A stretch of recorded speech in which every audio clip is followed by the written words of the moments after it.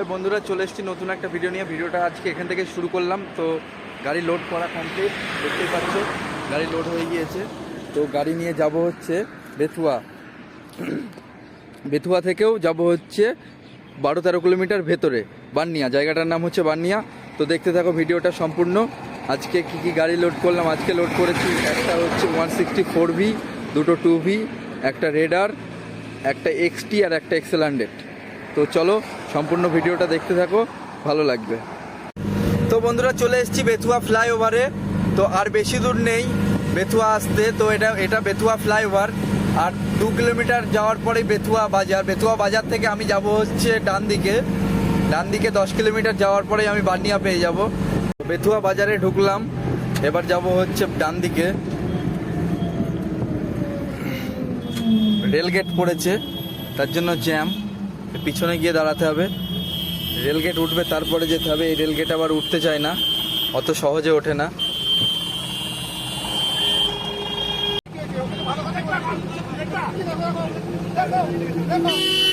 ভাই ঝামেলা শুরু হয়ে গিয়েছে,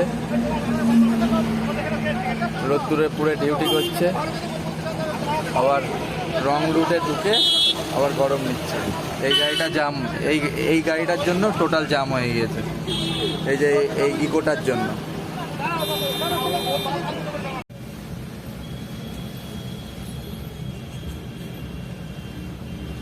এখন জ্যামে যেতে হবে।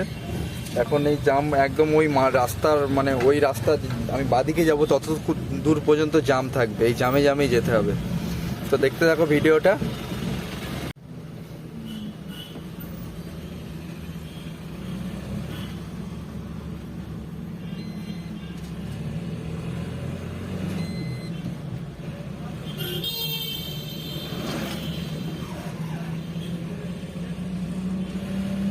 খুব সুন্দর একটা দৃশ্য, মা দুর্গা মাকে নিয়ে যাচ্ছে, দেখতেই পাচ্ছ।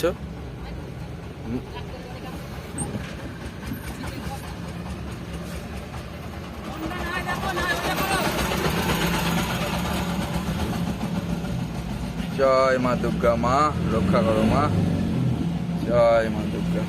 তো বন্ধুরা আমি চলে এসেছি বানিয়া রাস্তায়। তো দেখতেই পাচ্ছ এই রাস্তাটা সোজা 5 কিলোমিটার গেলে আমি বানিয়া পৌঁছে যাব। তো এই রাস্তাটায় গাড়ির চাপ একটু কম, গ্রামের রাস্তা। তো দেখো এই যে কাঁচামালের গাড়ি টুকটাক এইদিকে চলে, কারণ ওইদিকে মাঠ আছে, মাঠ থেকে কলা লোড হয়, এগুলো যাবে হচ্ছে কলকাতা।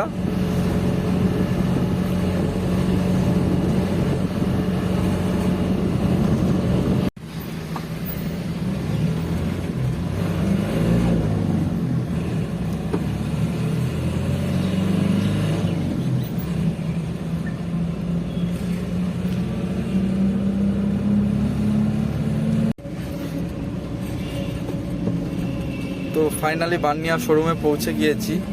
এই যে ডান দিকে শোরুম, ডান দিকে শোরুম। তো চলে এসেছি, এবার এখানেই গাড়ি খালি হবে। গাড়ি খালি করে তোমাদের দেখাচ্ছি। দেখতেই পাচ্ছ আমার গাড়ি খালি করা কমপ্লিট। তো আমি এখন ফিরছি হচ্ছে কৃষ্ণনগর। গাড়ি আমার খালি কমপ্লিট হয়ে গেল। গাড়ি খালি করার ভিডিও দেখাতে পারলাম না, তার জন্য সরি। তো তোমরা সুস্থ থাকো, ভালো থাকো, দেখা হচ্ছে নেক্সট ভিডিওতে। আর চ্যানেলে নতুন হলে সাবস্ক্রাইব করে দিও, এরকম ভিডিও আরও আসবে।